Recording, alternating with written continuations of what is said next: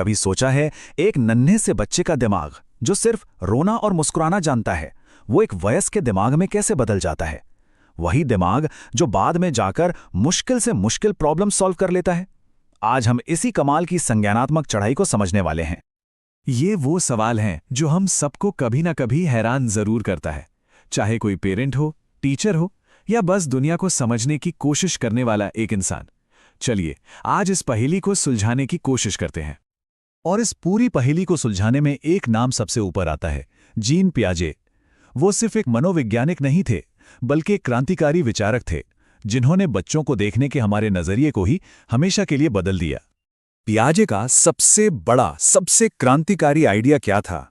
वो ये था कि बच्चे कोई खाली बर्तन नहीं है जिसमें हम ज्ञान भरते हैं। नहीं, वो तो खुद बिल्डर्स हैं, आर्किटेक्ट्स हैं, जो अपने आसपास की दुनिया से हर पल अपनी समझ की इमारत खड़ी करते हैं। तो सवाल ये है कि इन नन्हे आर्किटेक्ट्स के पास कौन से टूल्स होते हैं। आइए जरा उनके टूलकिट में झांक कर देखते हैं और उन बेसिक कॉन्सेप्ट्स को समझते हैं जो इस पूरी बिल्डिंग प्रोसेस की जान है। तो सब कुछ शुरू होता है स्कीमा से। अब ये है क्या? सोचिए कि ये दिमाग में बने फोल्डर्स जैसा है, जिसमें हम जानकारी को ऑर्गेनाइज करते हैं। जैसे जब एक बच्चा पहली बार 4 पैर वाला प्यारा सा जानवर देखता है, तो वो अपने दिमाग में एक कुत्ता नाम का फोल्डर बना लेता है। लेकिन तब क्या होता है जब वो एक गाय देखता है? उसके भी 4 पैर हैं, तो बच्चा पहले उसे अपने कुत्ता वाले फोल्डर में ही फिट करने की कोशिश करेगा। इसे कहते हैं आत्मसात्करण। पर जब उसे समझ आता है कि नहीं, ये कुछ अलग है, तो वो एक नया फोल्डर बनाता है, गाय का फोल्डर। इसे कहते हैं समायोजन। और बस यही तो सीखना है। आखिर ये सब होता कैसे है? इसके पीछे है संतुलन बनाने की एक नेचुरल इच्छा। जब कोई नई चीज पुराने फोल्डर में फिट नहीं होती, तो दिमाग में एक तरह की बेचैनी होती है, और इसी बेचैनी को दूर करने और संतुलन बनाने की जो कोशिश है, वही सीखने का असली इंजन है। पियाजे ने इस पूरी संज्ञानात्मक चढ़ाई को 4 बड़े मजेदार स्टेजेस में बांटा है। हर स्टेज अपने पिछले स्टेज पर बनता है और हमें दिमाग के विकास के शिखर के और करीब ले जाता है। तो क्या सब तैयार हैं इस चढ़ाई के लिए? चलिए शुरू करते हैं। तो हमारा ये सफर शुरू होता है बेस कैंप से, यानी पहले 2 चरणों से। यहीं पर विकास की नींव रखी जाती है। यहाँ शिशु सिर्फ छूकर और महसूस करके दुनिया को जानने से आगे बढ़कर चीजों को सिंबल्स यानी प्रतीकों से समझने लगते हैं। पहला स्टेज है सेंसरी मोटर। इस स्टेज में दुनिया एक खेल के मैदान की तरह है, जिसे छूकर, चखकर, देखकर यानी सेंसेस से समझा जाता है। लेकिन यहीं पर एक बहुत बड़ी कामयाबी मिलती है, वस्तु स्थायित्व। मतलब ये समझ आना कि चीजें तब भी मौजूद रहती हैं जब वो आंखों के सामने ना हो। याद है लुका छिपी का खेल? वो सिर्फ एक खेल नहीं है, वो तो वस्तु स्थायित्व का पहला पार्ट है। जब कोई चेहरा छिपता है और फिर वापस आ जाता है, तो ये बच्चे के दिमाग में इस आइडिया को पक्का करता है कि दुनिया भरोसेमंद है, चीजें गायब नहीं हो जाती। इसके बाद आता है प्री ऑपरेशनल स्टेज। यहां कल्पना की उड़ान तो शुरू हो जाती है, पर लॉजिक वो अभी भी जमीन पर ही है। इस स्टेज के बच्चे आत्म केंद्रित होते हैं।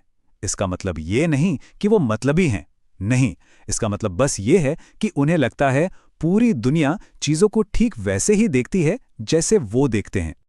इसे समझने के लिए पियाजे का एक बहुत फेमस एक्सपेरिमेंट है। सोचिए, एक बच्चे को 2 एक जैसे गिलास दिखाए जाते हैं, दोनों में बराबर पानी है। फिर एक गिलास का पानी एक लंबे पतले गिलास में डाल दिया जाता है। अब बच्चे से पूछा जाए कि किसमें ज्यादा पानी है, तो वो क्या कहेगा? लगभग हर बार वो लंबे ग्लास की तरफ ही इशारा करेगा। क्यों? क्योंकि उनकी सोच एक ही चीज पर अटक जाती है, ग्लास की ऊंचाई पर। वो ये नहीं समझ पाते कि ग्लास पतला भी तो हो गया है। चढ़ाई अभी जारी है। अब हम और ऊपर पहुंच रहे हैं, जहां सोच ज्यादा साफ और परिष्कृत हो जाती है। अब समय है लॉजिक यानी तर्क के उदय का। स्वागत है कंक्रीट ऑपरेशनल स्टेज में। अब बच्चे उस पानी वाले एक्सपेरिमेंट की ट्रिक को समझ जाते हैं। उनका लॉजिक अब पहले से बेहतर और ऑर्गेनाइज्ड हो जाता है।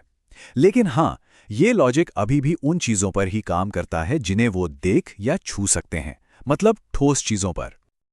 और आखिरकार हम पहुंचते हैं शिखर पर, फॉर्मल ऑपरेशनल स्टेज। यहां आकर सोच को जैसे पंख लग जाते हैं। अब सोच सिर्फ देखी दिखाई दुनिया तक सीमित नहीं रहती। अब मन क्या होगा अगर जैसे सवालों, आज़ादी और इंसाफ जैसे बड़े आइडियाज़ के बारे में सोच सकता है। इस स्टेज की एक बड़ी पहचान है निगमनात्मक तर्क, मतलब एक जनरल रूल से किसी खास नतीजे पर पहुंचना। जैसे अगर सभी इंसान नश्वर हैं और सलोनी एक इंसान है, तो इसका मतलब सलोनी भी नश्वर है। यही सोच विज्ञान और फिलॉसफी की बुनियाद है। तो इस शिखर से नज़ारा कैसा दिखता है? पियाजे ने हमारे लिए क्या छोड़ा है? चलिए उनकी इस विरासत पर एक नज़र डालते हैं और देखते हैं कि इसने हमारी समझ को कैसे बदला। देखें, पियाजे का असर बहुत गहरा है। उन्होंने हमें ये दिखाया कि बच्चे बड़ों की तरह नहीं सोचते, उनका सोचने का तरीका ही अलग होता है।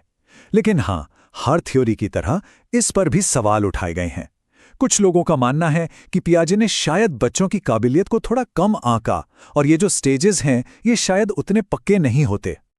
लेकिन इन आलोचनाओं के बावजूद क्लासरूम्स में और घरों में पियाजे के आइडियाज आज भी जिंदा हैं।